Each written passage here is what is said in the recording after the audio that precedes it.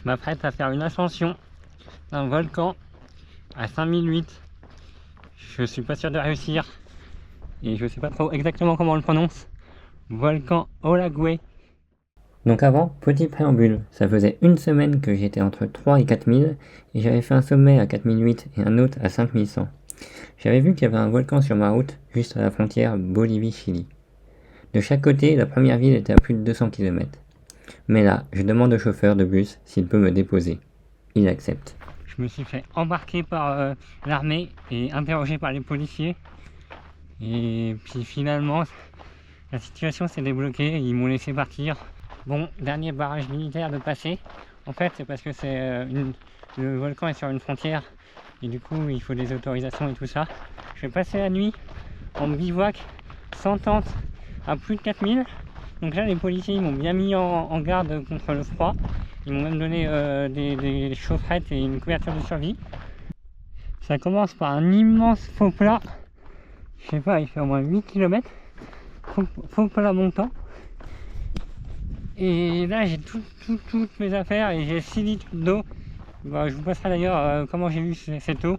C'est une galère sans nom. Bon, j'ai planqué quelques affaires qui me seront totalement inutiles. Donc déjà, ça va un petit peu mieux au niveau du poids des sacs. Ça se verra peut-être pas à la caméra, mais il y a bien un petit panache de fumée qui émane du volcan. On m'avait dit qu'il était semi-actif, bah oui. J'arrive bientôt à ce qu'on m'a vendu comme une sorte de campement. 4003. Il est temps parce que mes deux sacs là, ils commencent à m'insupporter. Enfin, pas être agréable quoi. Des anciennes cabanes. Je pense que je vais aller voir et je vais me poser dedans pour la nuit. C'est assez fou là, je suis au milieu de la Bolivie à 4400 mètres d'altitude. Il n'y a rien du tout. Le désert d'Atacama. Incroyable. Il y a un passage orageux qui arrive droit sur moi.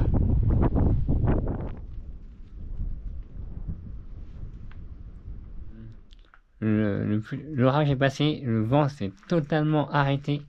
Et au moins, j'en profite pour faire mes deux sacs, enfin mon sac de demain. Cette ascension, en vrai, je l'ai fait un petit peu à l'arrache. J'avais pas trop prévu de m'arrêter directement avec le bus. Du coup, j'ai pas pu acheter ce que je voulais. Et là, il me reste un taboulet que je traîne depuis des années dans mon sac.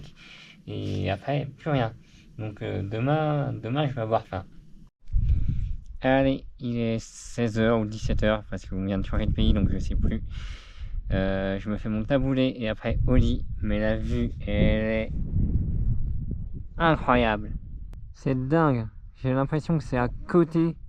Et je sens que demain, ça va être une très longue randonnée. C'est marrant, je suis en train de gonfler mon matelas. Et il me faut que je souffle au moins 3 fois ce que je souffle d'habitude. L'altitude se ressent à tous les niveaux. 4h30 du matin, c'est parti. Ça, c'est la pleine lune. Et je monte juste à sa lumière, sans frontale. C'est agréable.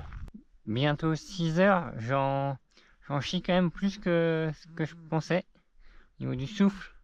Mais dès que ça monte un petit peu, ou même beaucoup d'ailleurs, ouah, je suis HS. Mais l'aube se lève peu à peu sur la vallée. Il me reste environ 1000 mètres. Je pense pas y arriver. Je commence à avoir un petit peu froid au bout des doigts. Et la vue, le soleil s'est levé. À des endroits, ça sent quand même bien le soufre. Et je pense que tout le volcan a été bien exploité pour son soufre. Là, la piste que j'emprunte, je pense que c'était un truc de milliers. Et j'ai passé la barre des 5000. Et mon chemin continue. Toujours sur une espèce de route en zigzag. Ça commence à se jouer au mental. J'ai débranché le cerveau un pas après l'autre, doucement, respiration, et c'est tout. Bientôt 5003. Je crois que j'ai dépassé l'isotherme 0, du coup il fait quand même pas bien chaud. Et moi je galère toujours autant, mais ça s'empire pas trop.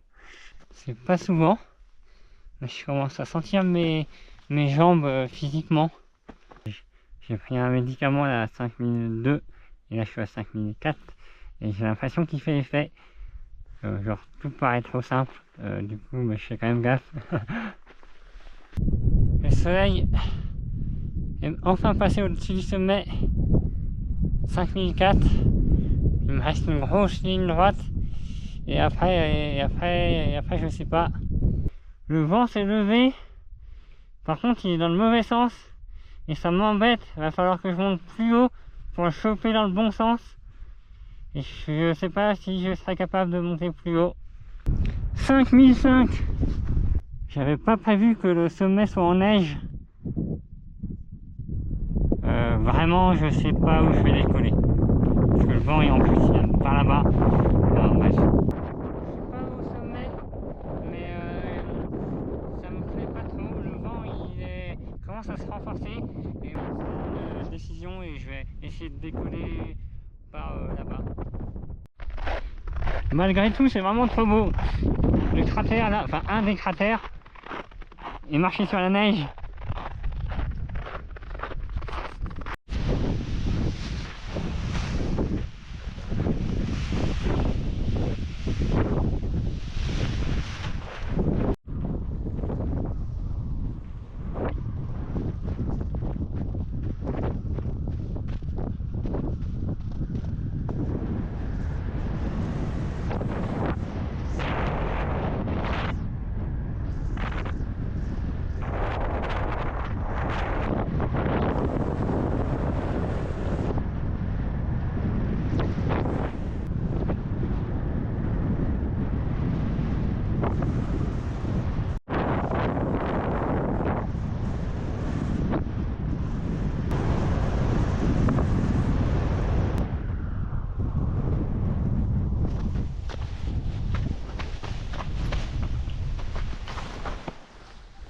C'est pas du tout ce que j'avais prévu comme vol, mais qu'est-ce que c'était joli. Pouah.